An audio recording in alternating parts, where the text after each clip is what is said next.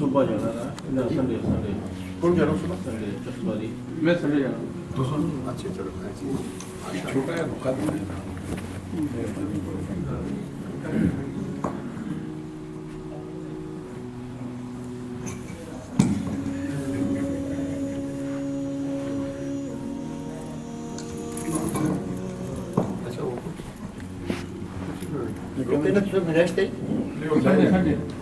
Sunday جاتا ہوں. ٹھیک ہے ٹھیک ہے کل انشاءاللہ ٹھیک ہے.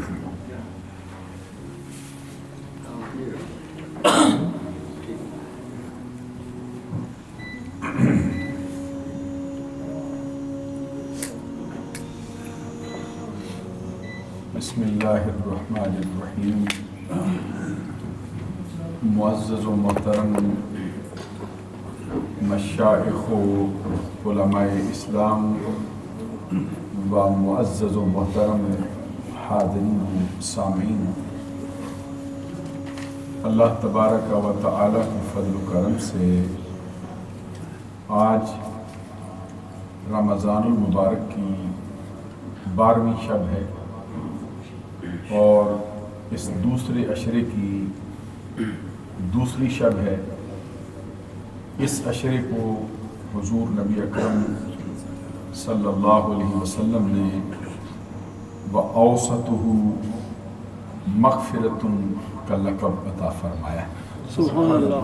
اس کا مطلب یہ ہے کہ رمضان المبارک کے درمیان کا عشرہ اللہ تبارک و تعالیٰ کی عطا کی جھولی سے اس کے بندوں پر مغفرت اور بخشش کے نچھاور ہونے کا عشرہ ہے. آج ہمارے ہاں نماز تراویح میں قرآن مجید کا جو حصہ تلاوت کیا جا رہا ہے وہ 3 سورتوں سے لیا گیا ہے. سب سے پہلے سورہ نحل کی، جو سورہ نحل کا آخری پاؤ ہے، 1/4 حصہ اس کی تلاوت کی جائے گی، جو تقریباً 36 آیات پر مشتمل ہے.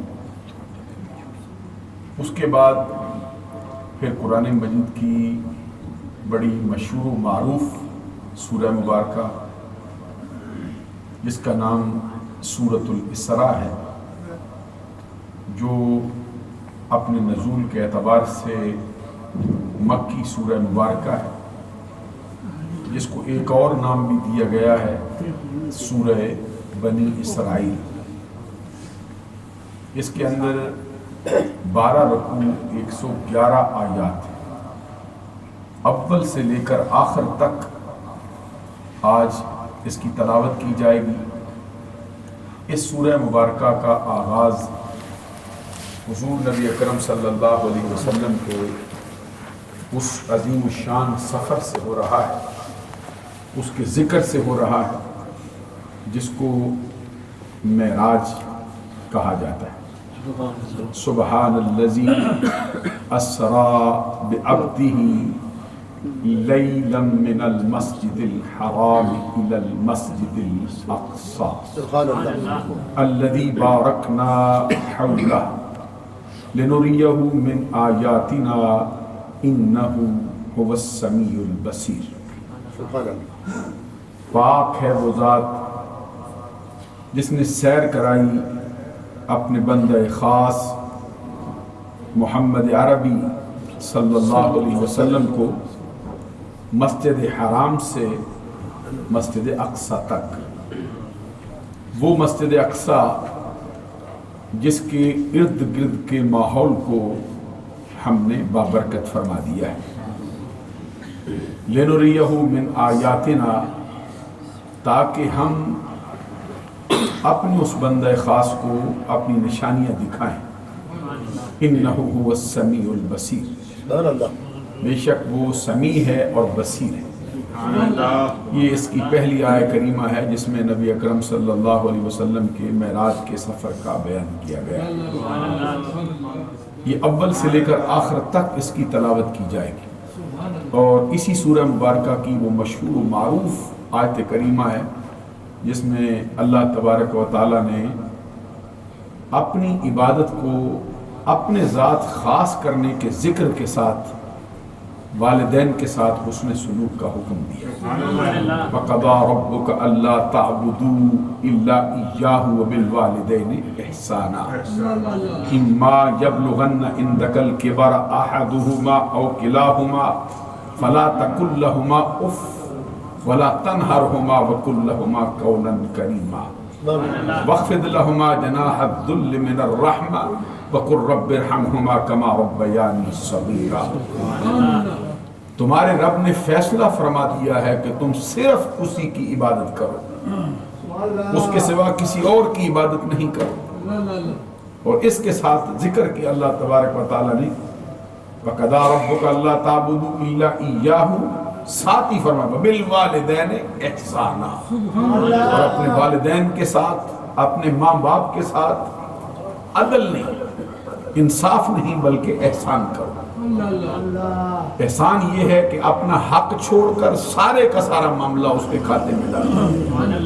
عدل یہ ہے کہ اپنا حق خود لیا جائے، دوسرے کو اس کا حق دیا جائے، نہ اپنے حق سے خود کم لیا جائے، نہ دوسرے کو اس کے حق سے کم دیا جائے، نہ خود اپنے حق سے زیادہ لیا جائے، نہ دوسرے کو اس کے حق سے زیادہ دیا جائے۔ ہر اعتبار سے جو چیز برابر برابر ہو اس کو انصاف، اس کو عدل کہا جاتا ہے۔ لیکن والدین کی باری آئی، پورے قرآن پاک میں الحمد سے والناس تک آپ پڑھیں، اللہ تبارک و تعالیٰ نے کسی ایک مقام پر والدین کی باری آئی تو عدل کی اجازت نہیں دی، بلکہ جب بھی فرمایا وَبِالْوَالِدَيْنِ إِحْسَانًا، وَبِالْوَالِدَيْنِ إِحْسَانًا، اپنے والدین کے ساتھ احسان، اپنا حق چھوڑ کر سب کچھ ان کے کھاتے میں ڈالا۔ اس لیے نبی اکرم صلی اللہ علیہ وسلم سے جب کسی نے شکایت کی تھی بارگاہ رسالت میں حاضر ہو کر کہ میرا والد مجھ سے میرا مال کھا جاتا، تو نبی اکرم صلی اللہ علیہ وسلم نے اس کے والد کو بلا کے پوچھا کہ یہ کیا مسئلہ ہے؟ تو انہوں نے بارگاہ رسالت میں اپنی گزارشات پیش کی کہ اب میں بوڑھا ہو چکا ہوں، نہ میں کما سکتا ہوں، میرے پاس تو میرا بیٹا ہی اثاثہ ہے، تو اس کے مال سے میں لیتا ہوں کھانے کے لیے۔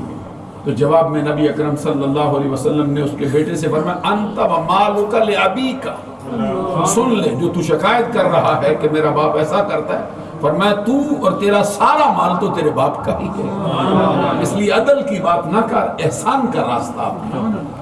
تو یہ سورہ مبارکہ الحمد سے اول سے لے کر آخر تک پڑھی جائے گی۔ اس کے بعد پھر قرآن مجید کی ایک اور مشہور و معروف سورہ مبارکہ ہے جس کا نام سورۃ الکہف ہے۔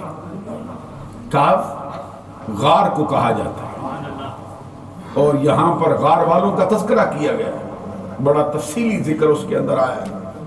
تو ان کے ذکر آنے کی وجہ سے پوری سورہ مبارکہ کا جو اس میں گرامی ہے وہ سورۃ الکہف رکھا گیا۔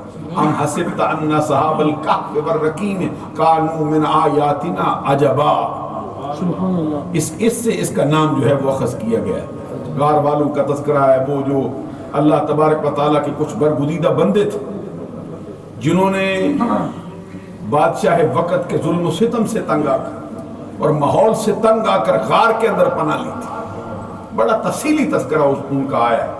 یہ سورہ مبارکہ بھی اپنے نزول کے اعتبار سے مکی سورہ اور بڑی مشہور و معروف اور بڑی معرکۃ الآراء سورہ مبارکہ۔ اس کے آخر میں پھر حضرت موسیٰ کلیم اللہ علیہ السلام کا اور حضرت خضر علیہ السلام کا تذکرہ بڑی تفصیل کے ساتھ آیا۔ تو موسیٰ علیہ السلام سے جو ان کا بار بار یہ کہنا تھا کہ آپ الم اقل لک انک لن تستطیع معی صبرا، قال الم اقل لک، کیا میں نے آپ کے لیے کہا نہیں تھا کہ آپ میرے ساتھ رہ کر صبر نہیں کر سکتے؟ کیونکہ حضرت خضر علیہ السلام نے ایک مرتبہ تو ایک نوجوان بچے کو مار دیا، اب موسیٰ علیہ السلام کیسے برداشت کر سکتے؟ بچے کھیل رہے تھے، تالاب کے اندر نہا رہے تھے، تو انہوں نے پکڑا بچے کو، گردن اس طرح اس کی مروڑی اور پھینک دیا، مار دیا۔ اب موسیٰ علیہ السلام کیسے برداشت کر سکتے؟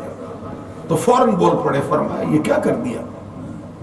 تو خضر علیہ السلام نے کہا میں نے آپ سے کہا تھا کہ آپ میرے ساتھ رہ کر صبر نہیں کر سکتے۔ یہ ایک ایسا علم تھا جس سے اللہ تبارک و تعالیٰ نے ان کو مالا مال فرمایا تھا، لیکن ابھی تک حضرت موسیٰ علیہ السلام کو اس سے آگاہی نہیں دی تھی، جس کے جواب میں اللہ تبارک و تعالیٰ خود فرماتا وہ ہمارے بندوں میں سے فوجدناہ عبدا من عبادنا، ہمارے بندوں میں سے ایک بندے کو انہوں نے پا لیا تھا جس کو ہم نے وَعَلَّمْنَاهُ مِن لَدُنَّا عِلْمًا، ہم نے اس کو علم لدنی عطا فرمایا بغیر، یعنی اللہ تبارک و تعالیٰ جو خاص علم عطا فرماتا ہے بغیر کسی کے واسطے کے، اس کو علم لدنی کہا جاتا ہے۔ تو یہاں پہ ان کا تذکرہ آیا، اور پھر آخر یہ اس پارے تک، کیونکہ اس سے آگے بھی پھر اس کے رکوع جو ہے وہ چلتے ہیں۔ یہ 15واں پارہ آج اللہ تبارک و تعالیٰ کے کرم سے مکمل ہو۔ پاروں کے اعتبار سے بھی قرآن مجید کا آدھا حصہ مکمل ہو جائے گا، اور الفاظ اور حروف کے اعتبار سے جو آیا ہے نا لفظ مشہور و معروف جس پہ نصف ہوتا ہے وَلْيَتَلَطَّفْ، یہ قرآن مجید کا نصف، آدھے حروف ادھر ہے آدھے حروف ادھر، یہ بھی اللہ تبارک و تعالیٰ کے کرم سے آج اس کی تلاوت بھی کی جائے گی۔ اور جہاں سے اس کا آغاز آج کیا جا رہا ہے، ان اللہ یأمر بالعدل والإحسان وإیتاء ذی القربى وینہی عن الفحشاء والمنکر والبغی یعظکم لعلکم تذکرون۔ یہ کیسی آیت کریمہ ہے؟ حضرت عثمان بن مظعون نبی اکرم صلی اللہ علیہ وسلم کے بڑے مشہور اور معروف صحابی، بڑا اونچا ان کا مرتبہ ہے، اور یہاں تک کہ ان کے بارے میں ایک واقعہ بڑا مشہور ہے کہ حضرت عثمان بن مظعون رضی اللہ تعالیٰ عنہ کی بہن سے ایک خاتون کو چوٹ لگ گئی تھی، اور چوٹ لگنے کی وجہ سے پھر اس کا دانت ٹوٹ گیا تھا۔ اب قرآن مجید کا فیصلہ ہے، اللہ تبارک و تعالیٰ فرماتا ہے ہم نے لکھ دیا کہ جان کے بدلے میں جان ہے، کان کے بدلے میں کان ہے، آنکھ کے بدلے میں آنکھ ہے، ناک کے بدلے میں ناک ہے، دانت کے بدلے میں دانت۔ تو انہوں نے مطالبہ کر دیا ہم بھی اس کا دانت توڑے۔ حضرت عثمان بن مظعون رضی اللہ تعالیٰ عنہ بارگاہ رسالت میں آ کے عرض کیا حضور کچھ مہربانی ہو جائے، اب تو اس کا دانت تو ٹوٹ گیا، اس بیچاری کا بھی توڑ دیں۔ تو سرکار دو جہاں صلی اللہ علیہ وسلم نے خود ان کو سفارش کی کہ اگر تم اپنے دل کے اندر کوئی رحم پیدا کرو، اس کو معاف کرو۔ تو انہوں نے کہا نہیں، ہم اس کا بدلہ لیں گے۔ نبی اکرم صلی اللہ علیہ وسلم نے سفارش بھی کی لیکن نہیں مانا انہوں نے۔ سرکار نے عثمان بن مظعون سے فرما دیا کہ اب وہ بدلہ لیتے ہیں، کیا کریں، اس کا حل نہیں، کیونکہ رب کا فیصلہ ہے۔ حضرت عثمان بن مظعون نے وہاں بیٹھے بیٹھے قسم اٹھا، کہتے ہیں اللہ کی قسم میری بہن کا دانت نہیں توڑا جائے گا۔ یعنی یہ تو نبی اکرم صلی اللہ علیہ وسلم فرماتے میرا رب کہتا جب کوئی بندہ میرے بھروسے پر قسم اٹھا دیتا ہے تو میں اس کی قسم پوری کر دیتا ہوں۔ حضرت عثمان بن مظعون نے قسم اٹھا دی، نبی اکرم صلی اللہ علیہ وسلم نے فرمایا عثمان کیا کرتا ہے، اللہ کا حکم ہے، تو کہتا ہے نہیں توڑا جائے گا میری بہن کا دانت۔ اب یہ گفتگو ہو رہی تھی، رب ذوالجلال نے ان کے دل میں یہ بات ڈال دی، جن کی بہن کا دانت ٹوٹا تھا ان کے دل میں بات ڈالی کہ چھوڑو رحم کرو۔ وہ خود بارگاہ رسالت میں حاضر ہوئے، عرض کیا سرکار ہم معاف کرتے ہیں۔ یعنی ان کی اٹھائی ہی قسم کو رب ذوالجلال نے پورا فرما دیا۔ عثمان بن مظعون رضی اللہ تعالی عنہ کہتے ہیں میرے اسلام لانے کا سبب یہ آیت، ذرا کبھی غور کر لیں، آپ کی توجہ نہیں ہوتی اکثر، اور یہ ایسی آیت کریمہ ہے کہ ہر خطبے کے آخر میں پڑھی جاتی ہے۔ ان اللہ یأمر بالعدل والإحسان وإیتاء ذی القربى وینہی عن الفحشاء والمنکر والبغی یعظکم لعلکم تذکرون۔ اور اسی آیت کے بارے میں مفسرین کرام نے لکھا ہے کہ جب ولید بن مغیرہ نے اور ابو جہل نے اس کو سنا، وہ بھی قائل ہو گئے تھے کہ اسلام نے کیا بات کر دی۔ یہ ایسی آیت کریمہ ہے جو بندے کا دل چیر دینے والی، ٹکڑے کر دینے والی۔ بے شک اللہ تبارک و تعالیٰ تم کو حکم دیتا ہے، 3 باتوں کا حکم ہے، 3 باتوں سے منع کیا گیا ہے، پلے باندھنے والی بات۔ اللہ تم کو حکم دیتا ہے عدل کا،